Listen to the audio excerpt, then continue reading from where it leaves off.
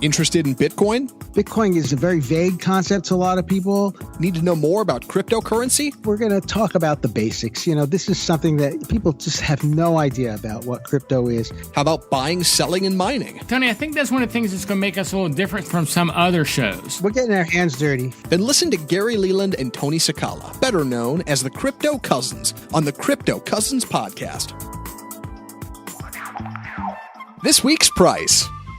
This week's price of Bitcoin, $11,085. That's down $795 since last week, or 6.7%.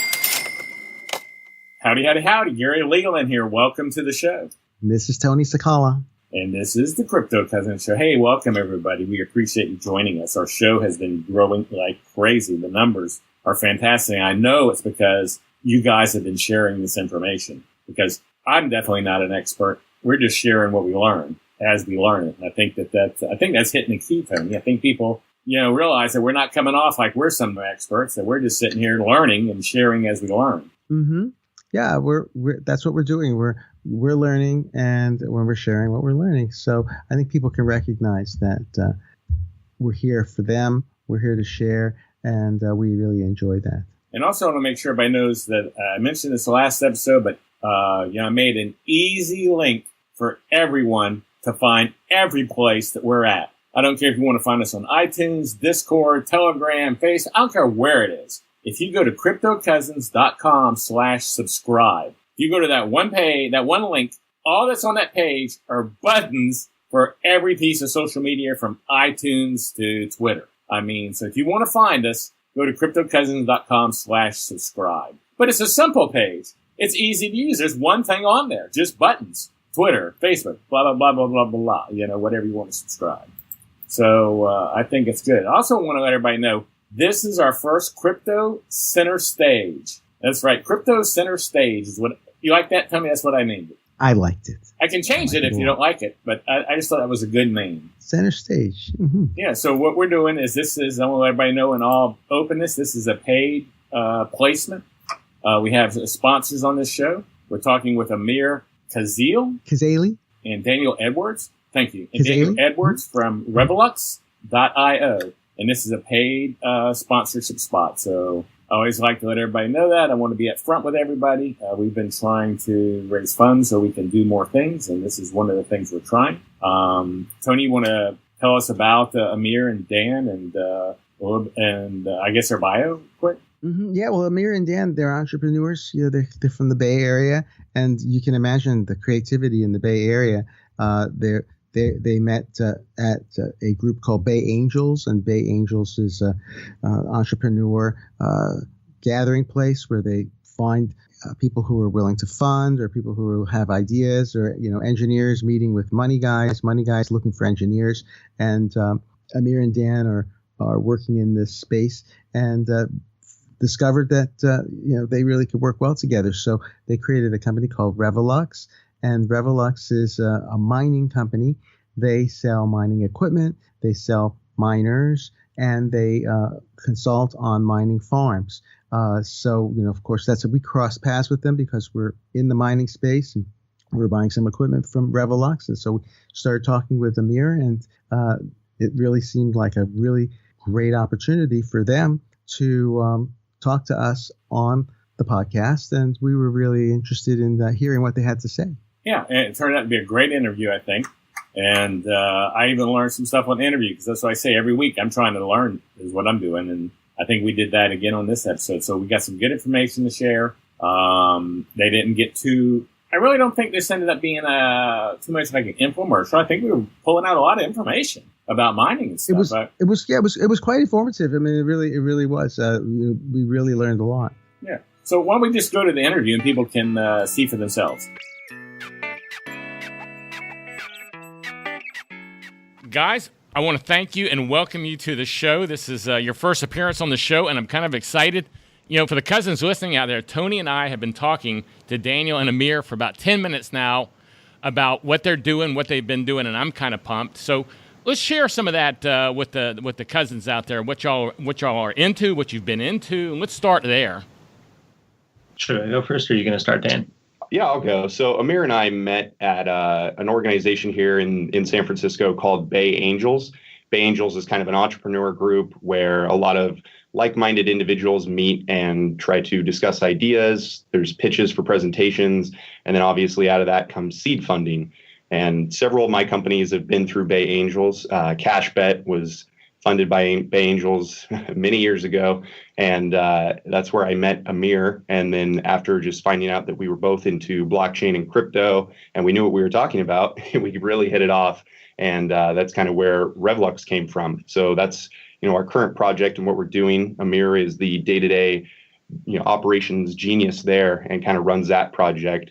And I'm still running my other company, CashBet. CashBet is I believe, tier 1 ICO. We're profitable, venture backed, been around for over 5 years now. And we're going to have the first license for a crypto casino in the world by tier 1 jurisdiction, and the same for our software. And then I'm excited to announce in the coming weeks that we're also going to be the official blockchain sponsor of a major league sports team and the official cryptocurrency of a major league sports team. And think Premier League in UK, London, very, very big team, kind of front page news. And I'm excited because we've been working all this for over a year now. And I've been in crypto for about 4.5 years. And the only reason I'm able to get into it now is that there's actually framework in place for legal crypto casino gaming, as opposed to many years before where the framework wasn't there from the legality standpoint. And it was seen as cash gaming, and cash gaming is illegal because you don't know where the funds are coming from an anti-money laundering standpoint. But I met Amir, and he'll tell you about Revolux. Yeah, and you can almost say, Gary, like we're you guys are cousins, so you can say that we're cousin companies, cousins work on this too. So I've been hobbying, dabbling in hobbying mostly in crypto since like 2011. I just remember, mining Bitcoin on my CPU and then going, wow, internet money, that's cool. Like, what I mean? Like never thinking it was going to ever get as big as it is today. But around, late 2016, early 2017, we decided to turn mining into a business. And and that's the background I come from. So I'm an electrical engineer, and I build hardware products. I build physical products that people can touch. And so previous company was, that is still running Fath Home. We created a waterless laundry alternative for clothes that can't be washed. It's live. If you come to Oakland and, you want to stop by a denim shop, if you're into raw denim, you can check it out. Yeah, it's pretty cool stuff. And so, from there, it's like using our hands to build stuff. We went straight to, all right, I'm trying to build some miners. And, one miner turned into, 10 miners. And then, all of a sudden we realized, okay, we need to operationalize this and really hit it home. So we've been focusing on, we did a lot of GPU mining last year. This year we're doing a lot of ASIC mining, and we're actually thinking about innovative ways to run the infrastructure of future blockchains, right? So like when obviously with like proof of work blockchains like Bitcoin and et cetera, we are the network, right? Like when you're buying Bitcoin, I mean, I'm sure you guys mine as well. So, and there's a lot of miners on your show, but that's what somebody is buying essentially, is like a piece of this physical hashing power. And so, I think there's a lot of future trajectory that's going to be molded by like our, how we build our businesses today and how we roll out these blockchains. And so I'm really excited to be a part of that, like you guys. So it's funny how we met. We were looking for supplies, for our miners. And as you know, once you start building a bunch of miners, getting the regular ATX power supplies is kind of a waste because you're really focusing on powering up the GPUs. So we found your server PSU, and we ordered it right away because we knew it fit the bill. And then we started talking on the phone, and then the rest is history. Yeah, exactly. That's exactly how it happened. It was funny because we actually dropped the ball on Tony's package. And so, he didn't receive it as fast as I think he was anticipating. But that's actually what resulted in us getting on the phone together, because I had to call him to apologize. And then I realized, Tony is, like most of our customers, really cool guy. And we just, had a lot to say about crypto. So, it's chance encounters like that. I think it's a small community. So it's really great. Well, I think that the thing about that, Tony, was the fact that they dropped the ball, but they followed up with us, and they offered to throw us some hashing power to make up for it, which I thought was really cool that you were like not only following up saying, hey, we messed up, but you're saying, hey, let us do this for you to kind of make up for it, not knowing who we were. So it's not like you're going, oh, we want them to say good thing about us on the show or anything. I mean, you just were doing it because that's how you do your customer service. Exactly. Yeah. Well, it's funny because it's ironic, kind of like a karma thing. We had a customer with a hiccup in his site and with his machine, and we said to him, "Don't worry, we'll get you on the phone tomorrow. We'll sort it out." But meanwhile, we built a machine here in the office just like yours, and the hashing is still going. So he was able to sleep well at night knowing that he had a machine hashing to his wallet. And he didn't have to feel bad. So it's really great to see you guys, feel the same way about customer service that we do. Absolutely. So how long have y'all been operating with Revolux? Yeah, Revolux, operationally, it's relatively, new, I would say. It's like early 2017 is when they first started doing sales. And, we were just selling GPU miners on eBay. And forwarding people from Craigslist over to eBay. And then, we spun up our own site and, got pretty deep into it and started doing farm deployments for large investors and trying to build out our own farm. So I noticed on your site you have Antminers coming up. Oh, yeah. There's, or lack thereof. I mean, those things went so fast. And honestly, I didn't want to sell them because I really wanted to mine. But, it's it's hard to, so in an effort to not tell them you up the price sometimes, but it just got so profitable and people wanted them so fast and they kept going. So I find myself doing it. I think I need to curb it a little bit.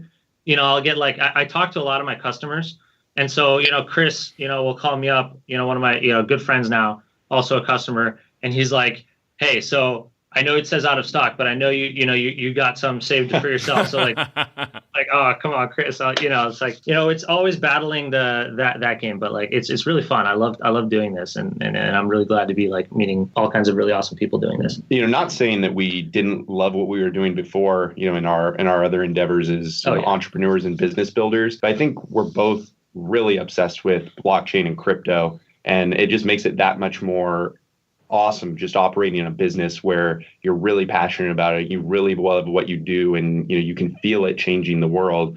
And then you're dealing with other like-minded people right now because of how just early it is. Even still, we being in this for a long time now, it seems like it hasn't even really begun. And when you're just operating and interacting with people that are just really cool and really like-minded and super passionate about the whole industry, it just makes it easier to, get up every day and operate a really good, friendly business.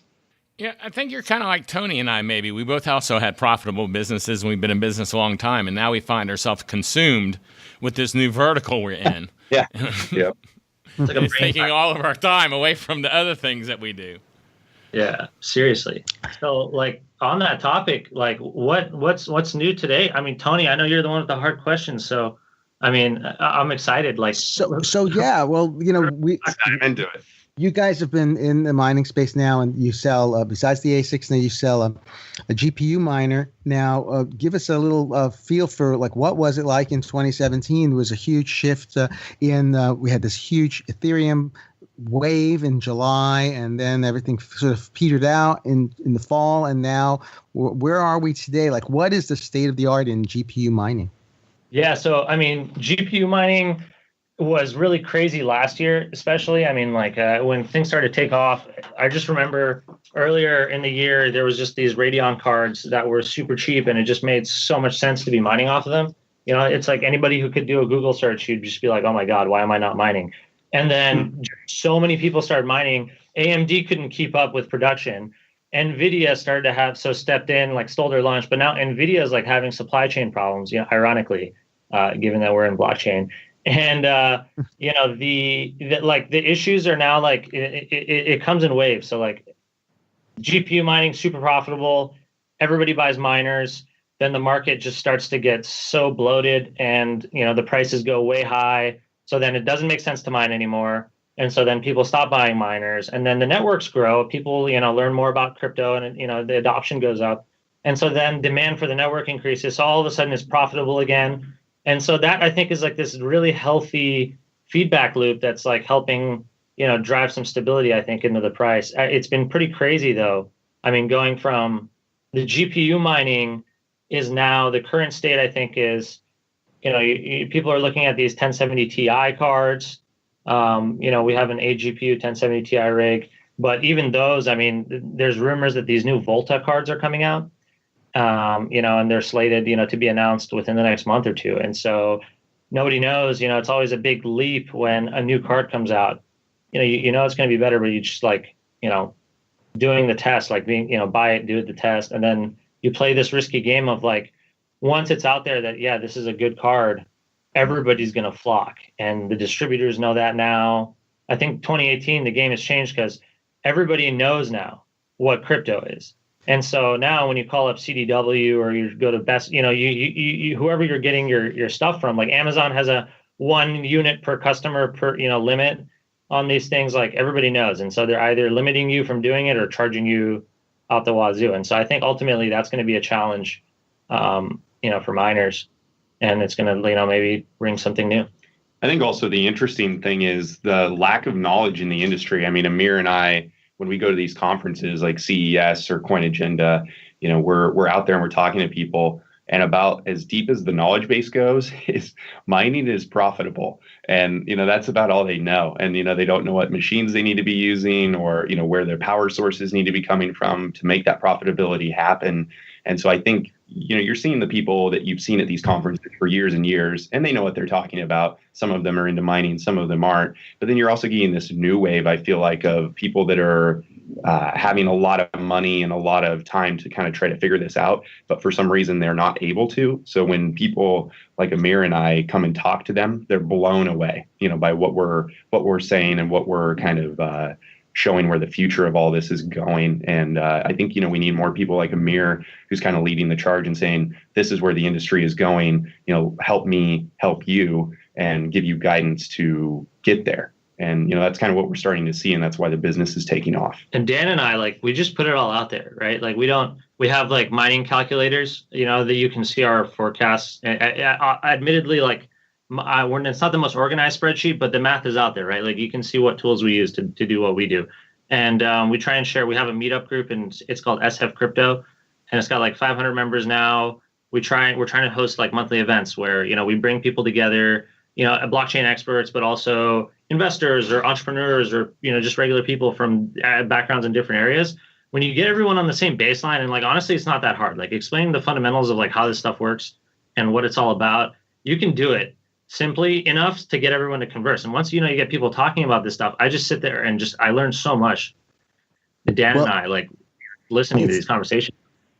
It sounds like you're bringing the community together. Like Gary and I, we have a meetup in Dallas and in Fort Worth, and in doing so, you meet interesting people and you learn. And that's really one of the things that we've experienced with the Facebook group. We're learning from all of our cousins every day, new ideas and new new leads. And it sounds like the Bay Angels was really one of the core things that got you started. We have something here in Dallas called Tech Wildcatters, and that's incubator where people learn and get funding and all of that. And so bringing people together of like mind is just really fabulous for the whole industry. Super important. Yes. So tell us about what you've designed now. I have my server PSU, and did you say you designed the breakout board? Okay. So the breakout board on that PSU that you're using, I did not design. Oh, okay. I wish I had designed that. That one's a beautiful one, the 51 ASIC. That's a work of our Chinese contemporaries. They're very good at busting out that electronics, the PCBs. But the funny story, we have these S9s that we sold a bunch of S9s, including PSUs, and then the PSUs arrived and they have a different connector and don't fit the breakout boards. So all last week was refunding customers for their power supplies and trying to figure out how to, now we're designing, and funny you mentioned that, our own breakout board for these new PSUs, which I guess I went on Bitcoin Talk, and apparently a lot of people are trying to use these PSUs and they're just, nobody's done a breakout board for it. It's not that hard. So we just got to sit down and we're bust it out, and then we'll probably just post that on Bitcoin Talk. So if you guys want to go check that out, I don't know how many, Oh yeah, we want to check it out. We're in there all the time. Yep. Definitely send us the link. Yeah, and we'll put the link in the show notes, too, for everyone who's listening. If you just want to go to the site, you can find the link in the show notes. So how's business? Let me ask you that. Just how's business in general? Really good. We're actually doing right now, we're really focused on getting GPUs. So we found a possible way to get direct to manufacturer order done. And these guys deal with like really large MOQs, minimum order quantities. And, they'd be doing us a favor at like 20,000 GPUs. So we're trying to put in a really large order. And so we started a group buy now on Bitcoin Talk. And we're in talks with, and we might be able to get a bank to underwrite the transaction. So everybody can just do it through escrow. So everybody can just pay in escrow. And then we've made the order with the factory. And then we can get 1070 Ti's to everyone for such a better price than you could get. Like right now, those things are going for like $500, $480. We might be able to get them for as low as like, and don't quote me on this, but like 350, 320, in that range. So if we're able to put together, so right now we're just focused on seeing if we can put together a big enough order and like find some mining partners to go in on this with us. And, if we get that done, it's going to be huge. I mean, the profitability. Oh, sure. Well, the cousins are going to be all over it because, that's all we hear. Folks are just really excited to get their GPUs, and you know what it looks like. And you go to Fry's and you go to Best Buy, and the entire aisle is empty. Yeah. So I think, the bigger picture here for Revolux is how do we really, control the market and control the world, at least on what we're doing. Yeah, we're just evil empire. The evil empire. No, but with a friendly customer service support. But think Apple. Yeah. But so what, our plans are right now is that we plan on launching a fund in a sense where people would be able to kind of control, what they want. So say, they invest $25,000, then they're really able to get a chunk of our mining operations and what we do. And then we plan on sharing, what we really generate from that with those investors of that fund. And we'll be launching the name of that fund pretty soon here. And then where we're getting all the hardware for doing all that and building all that is from Revolux. So we believe that Revolux with some of the partnerships we're talking to, and it's so interesting to me, the names that we're talking to in the industry that are just giant manufacturers of components to assemble our hardware. We're looking at those partnerships now, and we're going to try to be the place where all of this is created. And so Amir and I, will be announcing that we'll be launching an ICO for Revolux pretty soon, within at least the next month. And it's going to be pretty exciting. I mean, if you want a chunk of the next big thing, that it's really going to be the place and the guys that are creating the machines and creating the knowledge of how this works and the services that go with it, it's going to be Revolux. And then, I'm hoping that also in the future, we can have some of these funds that are created to where, if you don't know how to create a machine yourself or run one or, what to do or where to go, that, we're industry leaders and the blazing the trail forward for this industry for mining. And that, you can say, okay, well, I have $100,000 or $25,000 or whatever it is that you want to get into a mining operation, but you don't have that knowledge, but that these guys are trusted, good guys who care about the industry and advancing everything. That's an opportunity we want to offer to the world. So we'll be announcing both of those things hopefully in the next month or so. Yeah, there's a lot of like people abroad, who a big concern is like safety and like where they do the mining operation. But like, let me just where they do the mining operation. Let me run this by you, and see what you think. So all of what we talked about. Right. But think distributed. Mm-hmm. Right. So what is it that like, this new protocol allows us to do? And, how do you apply that to mining? And so I think like we're starting to see a couple of these, but I'll just throw a little tidbit in there just to like, because this stuff gets me really excited. And like Dan doesn't like it when I talk about it, too much. Think, if we were to imagine like, an ICO, right? Like somebody is creating a currency. you issue that currency, right? And then the money raised from issuing that currency, you establish a mining operation with it. And then using that mining operation, you print money, which is what we do when we mine, and you put it in reserves. And then you back the value of the currency you issued to the money you have in reserves, kind of like the US dollar pre-Nixon hard fork. Mm-hmm. But, and we could, there's a lot you can do there, right? And it brings up a lot of really interesting philosophical questions that Dan and I are working on, on our team. And that's like, what do you do with governance, right? Like, do you control the funds that are in reserves? Do you not? Like, do you use, what kind of economic modeling do you use? Like, well, are you regulating this? Are you not? Like, there's this whole world that opens up, with these new like financial tools and business models created from the blockchain. And I think like, mining, and especially, we might move to like proof of stake, we're going to move like proof of stake blockchains in the future, more scalable solutions, or, but regardless of how you look at it, like the consensus layer of these blockchains presents like interesting economic opportunities. And I think this is a really big one. Mm-hmm. Well, it sounds like, from where you guys are, in the middle of this Bay Angels think tanks, that you run into a lot of people who have interesting problems, have interesting ideas, and it's caused you to rethink the type of business that you're doing. I mean, you're going way beyond, a simple mining operation, way beyond the simple product company, just really rethinking how you structure and build a company in this new age of blockchain. So it's really exciting to us to hear these new ideas, and that's why we have the show, because it's just opening our mind and opening the cousins' minds of all of the possibilities that are out there. It's kind of like we're like in the PC industry, before the IBM PC was launched. I mean, we're still in our garages basically.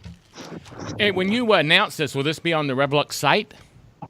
Yeah, so we're going through kind of a whole rebranding and getting a brand new website. I don't know if you guys have seen it, but it kind of looks like a Clash of Clans, or not a Clash of Clans, but whatever the mining game is. I'm blanking on it for Microsoft.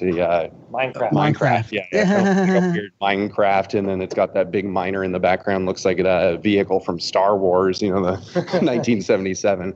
But that was a joke that was supposed to be more temporary than it became.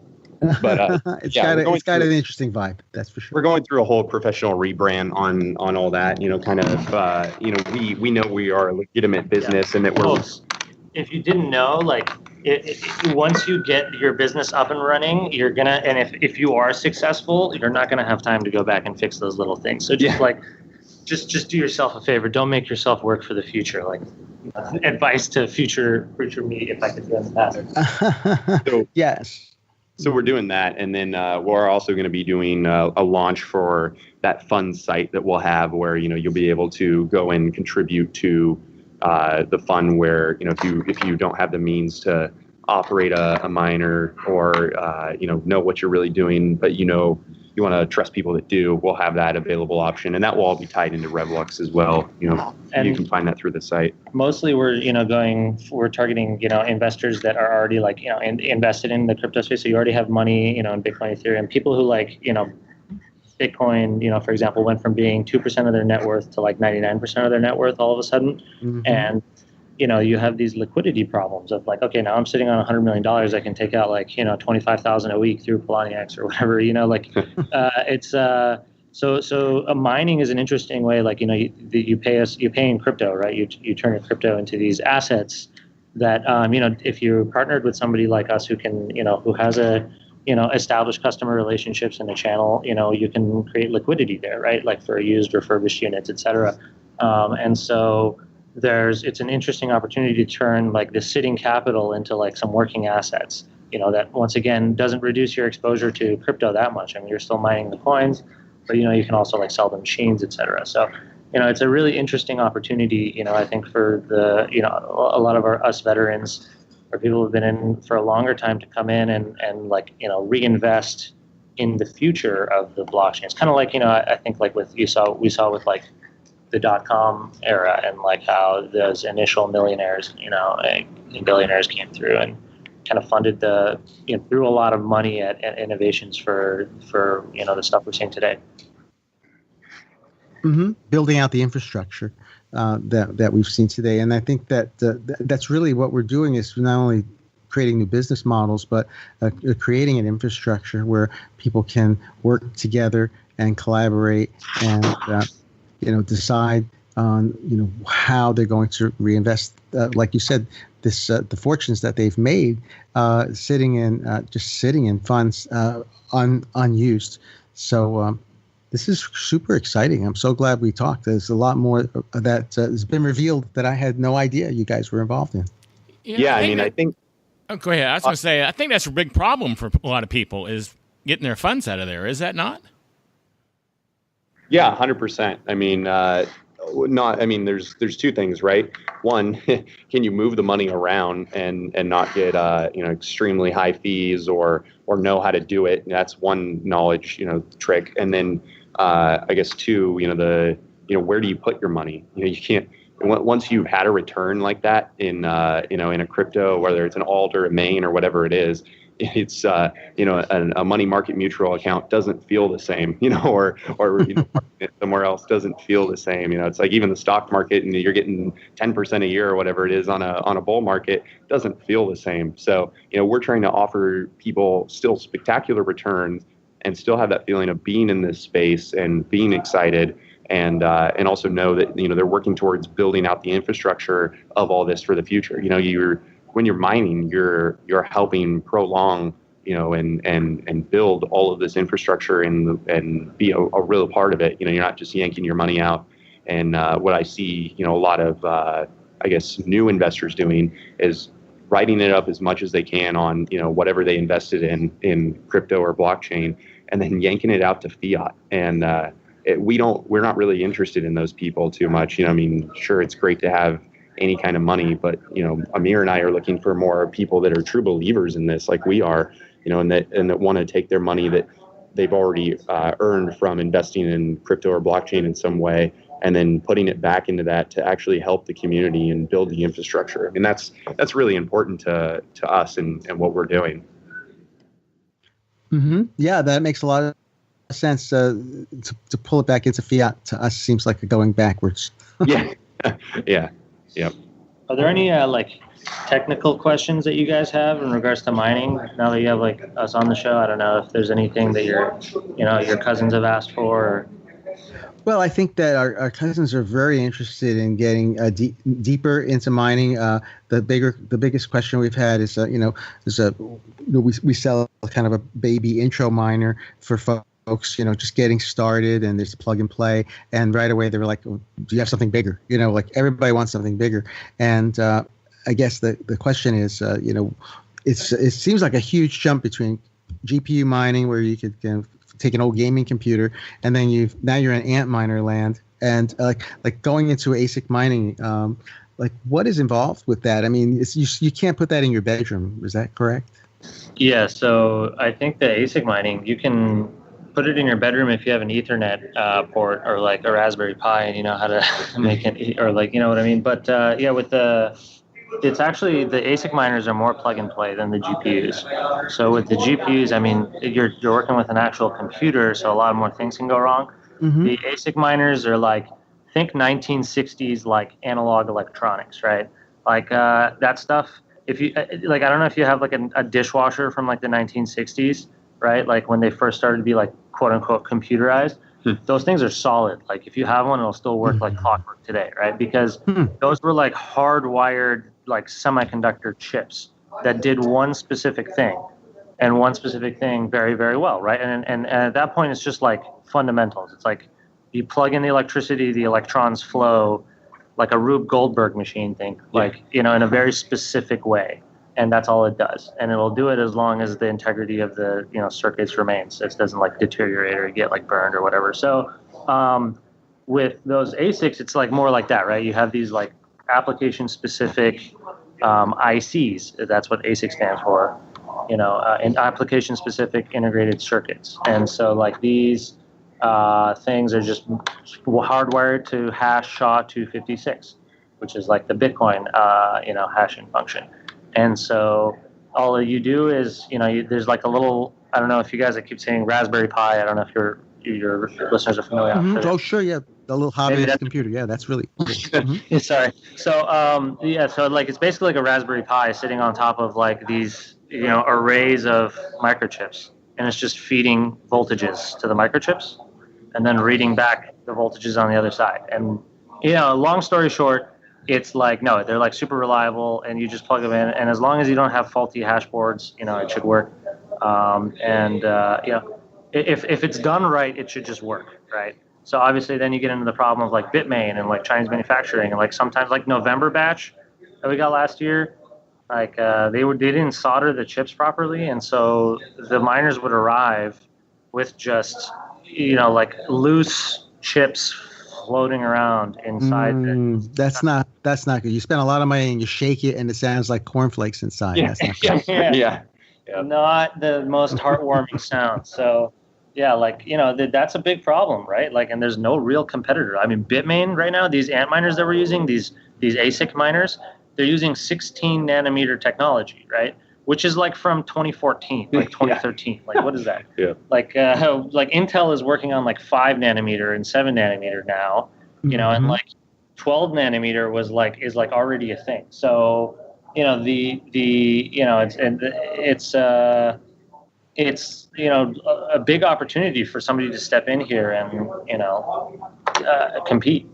I think when you make a lot of money like they are making these machines, there's not a lot of reason to innovate. I think sometimes a lot of these manufacturers get so short-sighted on their vision, and Amir and I are really looking at the future here and saying, okay, today it's this, but tomorrow it's going to be this, and then even further it's going to be this. And so plotting that out and figuring out where we are now but where we're going, I think is the bigger thing that's made us successful, not only in our previous endeavors but here now at Revolux.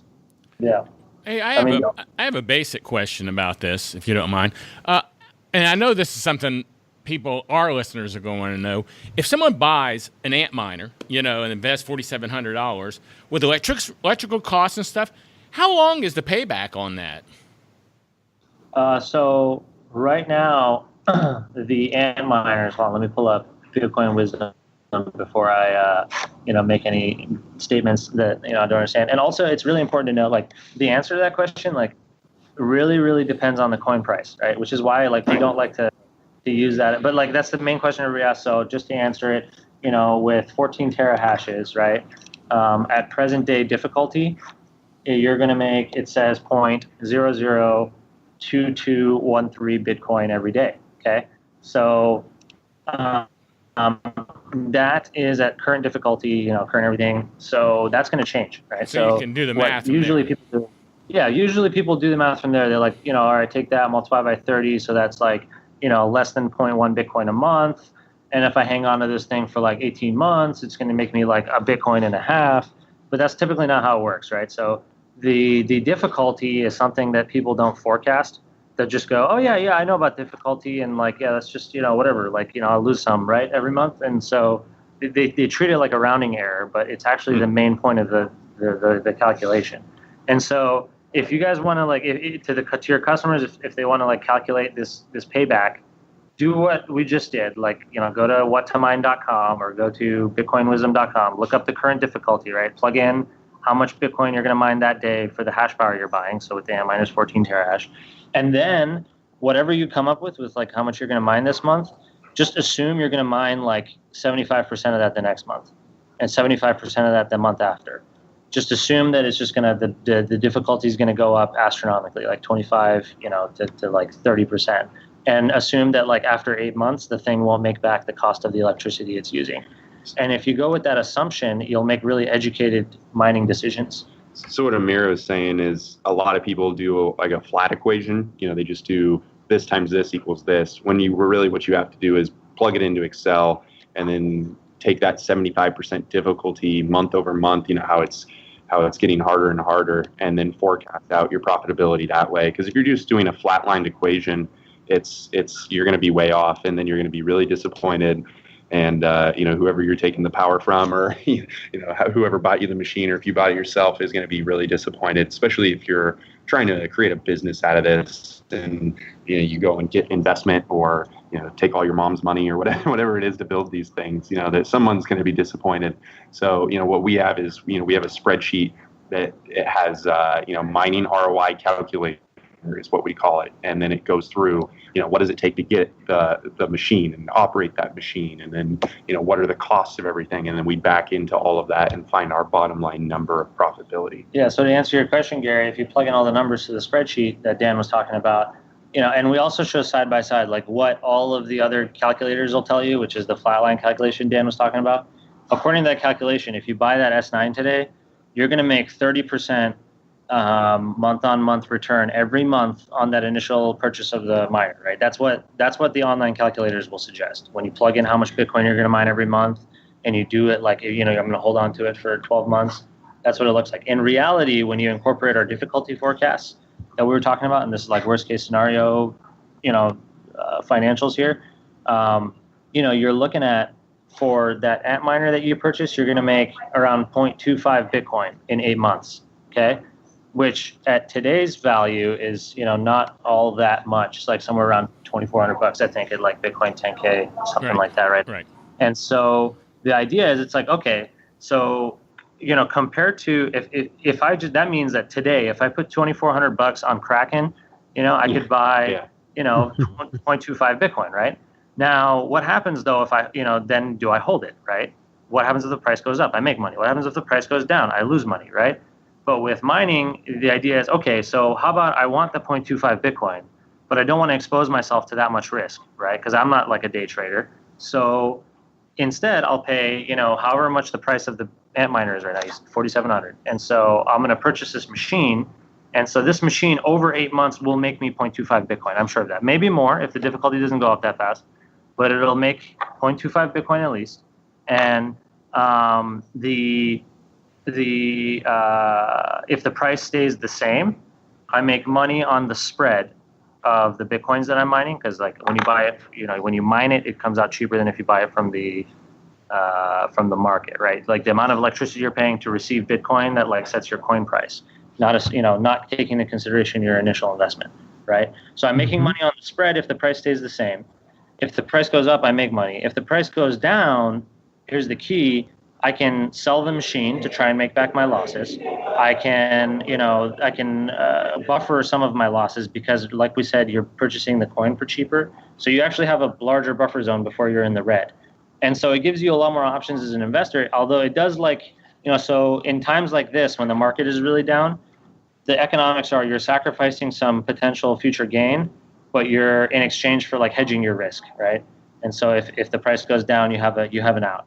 In times when we're in like a bull market, like we were, just a couple of weeks ago, the economics will look a little different. They'll look like, if I buy a miner, I'll make more money if it goes up, I'll lose less money if it goes down, and I'll make money if I just hold on to it because it's just making me coins, and it's going for 19K on the open market, but I can make a Bitcoin for 12K, right? 11K. Mm-hmm. So that's the economics of it, right? And it's a wild game to play. Like a lot of people underestimate it. It's not a get rich quick scheme. You gotta understand this stuff and understand what you're doing with the blockchain. And if you don't know your math, then you're going to be out of luck. Is there a shelf life on a miner as to like how long it'll be able to mine before the difficulty has moved up so hard that it's useless? It depends on how fast the Bitcoin network adoption happens, right? So like some people have had miners, like I know people are still using like S7s, right? For whatever reason, like right? Oh, and you don't care about the electricity ratio to like Bitcoin mine, but I mean, with right now, as like this stuff is exploding, right? And so, the like this month in January, we're gonna see like right now, what was the network hash rate was like, I think, if I was looking at it, we were just on Bitcoin Wisdom. Right now, like the total network hash rate's like 8 billion gigahashes, right? So, that's like astronomically higher than just last September. Last September it was like 6 billion, right? And then in like May we were at like 4. Okay, but this month, December, it we peaked at like 11 billion. So in January, Bitmain just released this like new round of miners. All these like S9s are going to hit the network, and the hash rate, the collective hash rate is going to go up so much. The difficulty might adjust a lot higher, and so that's going to kill your shelf life, right? So a lot of people like controversy on this. We say like 8 months, right? Just assume 8 months to be safe, and like a lot of people don't like that because it's true. You can hold on to them for longer. Like we know people like hold on to them for 12 months, for like 18 months, right? And they'll make money doing that. But it's just I don't want to like you can't really predict the future with this kind of market. Like I don't know if Bitcoin goes to like 50K tomorrow, or like in 2 months, and then like millions of people start flocking to it. There's going to be more need for hashing power. You know what I mean? And like and software updates. And like Bitcoin Core better get their stuff together. But that's just the reality of what we're dealing with here. It's hard to predict. Yeah, I guess you monitor the market, monitor your hardware, and always be ready to adapt and change. And if you're not in that mindset, then you're going to get surpassed.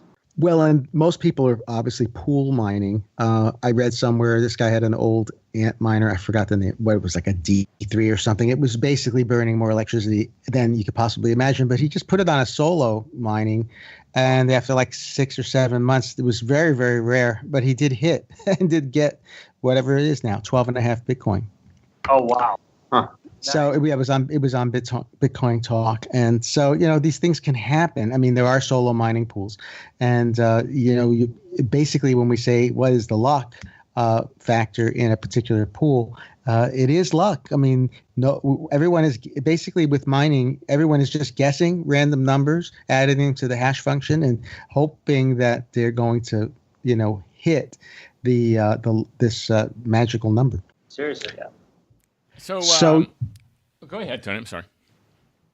I was going to say, so really, ASIC mining is easier because there's less buttons to push. You're not dealing with Windows updates. I mean, it's basically plug and play. Your power supply works. If everything works, then you just put it in the garage and forget about it.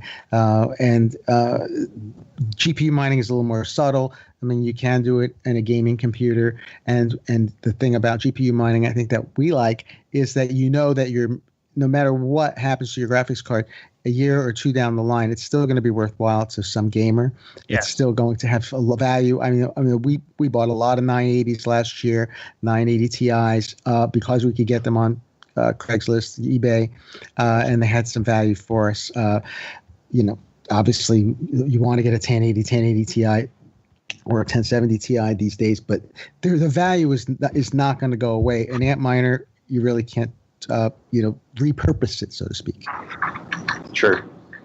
So we try to keep these at about 30 minutes. I think we're getting ready to hit 50. So we're going to have to be, even though as interesting this is, we're going to have to be shutting it down soon. Is there anything you want to bring up that you think is important, or maybe we missed or didn't go over? I want to give you opportunity, and also remind everybody where they can find out about you or your site or follow you. Give us all that information.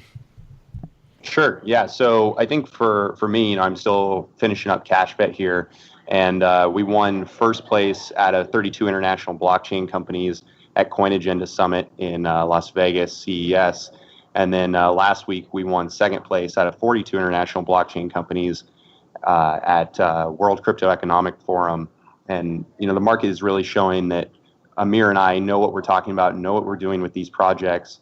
And then as far as Revolux is concerned, Amir is really spearheading our new launch to the world and how we're going to really unveil this thing and the new fund that we've been building for quite a while now. And so for CashBet, if you want to tag along and follow that and just see what what our work actually looks like and what we produce, it's coin.cashbet.com, or the enterprise website is cashbet.com. And then I'll let Amir talk about Revolux, but the Revolux announcement will be coming soon, and look for it out there because I think it's going to be pretty big. Yeah, and right now, like the biggest thing I think for the cousins that I have is we need your help filling this giant order for the 1070 Ti's. Yep. So if you guys want to help us get $300 1070 Ti's, go to link.revolux.io/1070 Ti, and I'll share that with the cousins, and if we can get like 10,000, 20,000 GPU order together, Like if people are trying to buy, we're trying to keep it to minimum like 500 units. If you need like 100, 500, or 1,000 units in that range, like you could really put a dent. And so just come forward, or if you just want smaller quantities, let us know. Like we'll put you in a wait list and see if we can find some of the people who are getting in on the order who are willing to sell off a couple. And, we can really get these at a really good price, and that would be huge. So, like help us put this deal together. And, I think, this is kind of what the crypto community is all about. I mean, like it'd be almost funny to do an ICO for this, right? But, I think there's too much baggage nowadays. People I think ruined like this whole, notion of what, crypto is really good at, which is raising money for these business ventures. And so help us do this. We'll get some graphics cards for everyone, and it'll be a good day. Yeah. And like Amir said, this is a community thing all over again. How Amir and I met was community. And this is all about community. And talking with you and the cousins is all about community. And as a community, we just want to make sure this industry keeps moving forward the way it is. And to do that, we want to try to get the best possible machines in the hands of people at the best possible price. And that's what we're trying to do here by kind of pulling this all together and creating this large, massive order. We're kind of trying to disrupt, for lack of a better word, of the central manufacturer system here of these units, which, as we've talked about in the show, are pretty horrible. We're really trying to bypass the distributors and put it in the hands of the people, straight from the manufacturers. That sounds really exciting. I know that a lot of cousins are going to be very interested. We're certainly interested. It's been very disappointing working with the distributors and being told, one per cart, or two cards per cart, and it's really like we're second class citizens, unfortunately.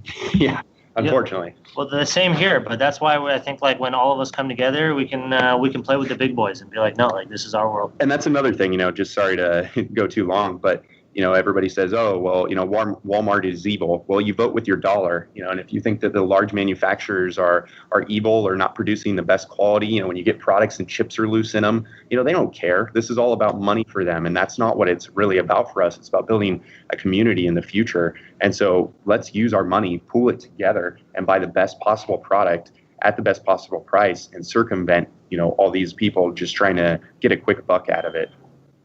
Nice. Sounds good to me. Thanks, guys. Thanks for coming on the show and educating everybody and telling us about this opportunity, which is a great opportunity to save some money for us on our cards and just everything that Revolux is into. Sounds like a great company. Sounds like you two guys know your stuff for sure. I look forward to talking to you in the future, and people can follow you, check out the website, and see what they think. Thanks, guys. Yeah, thank you so much. Thanks so much for having us, Tony and Gary. It was a pleasure. Well, I hope you enjoyed our first Crypto Center Stage. And I really enjoyed the conversation. They were nice guys. I can't wait to meet them. I hope they're at the Super Conference in Dallas next month, because I look forward to meeting them. Mm-hmm. Yeah, I'm very inspired. I'm definitely like, wow, these guys, they got their fingers in a lot of pies. They're really connected. And I guess that's what happens when you're in the Bay Area. There's just a lot of creativity and ideas, and you're able to create new businesses, spin up a new business pretty quickly. Yeah. And we're not going to take up a lot of your time because that interview went kind of long. So this is definitely a longer show than we like, but it was good information and we were enjoying the conversation. Make sure and give us a 5-star review or a comment. You can find us on iTunes and everywhere. Like I said earlier, subscribe, but you can subscribe at cryptocousins.com/subscribe. If you want to visit our Patreon page, go to cryptocousins.com/donate. Or if you want to leave us a voice message, 747-777-9471. Hey, Tony, we get a lot of questions, but we don't get many comments there. Just people going up and saying, I love the show, or I hate the show, or you guys are great, or you guys suck, or whatever. I mean, I'd like to get some comments. Well, I think one of the comments, one of the things that we do see is that the numbers are up so high. We're getting a lot of downloads, and a lot of people are coming back to listen to all the shows. So perhaps that's good enough that they are tuned in and they do come back. Yeah, I just like to play their comments on the show, I guess. I think that'd be kind of fun to play a clip every once in a while. That'd be fun to hear. Yeah. That'd be fun to hear. Yes. So say, if you got a good comment, send it in. If it's a bad comment, we're not going to play it anyway, so that's fine. Yeah, but you can still send it in and just hurt our feelings. Yeah. Tony, I'm going to get out of here because we've been here long enough today. All right, guys. Take care. Thanks for tuning in. Thanks for listening, everyone. Bye. Thanks for listening to the Crypto Cousins podcast. Please share this podcast with anyone you know that is interested in cryptocurrency. Your friends can subscribe on iTunes at cryptocousins.com/iTunes and on Android at cryptocousins.com/play. If you want to know more about Tony or Gary, just go to tonysakala.com or garyleland.com. Make sure and join us on the next episode, and thanks for listening.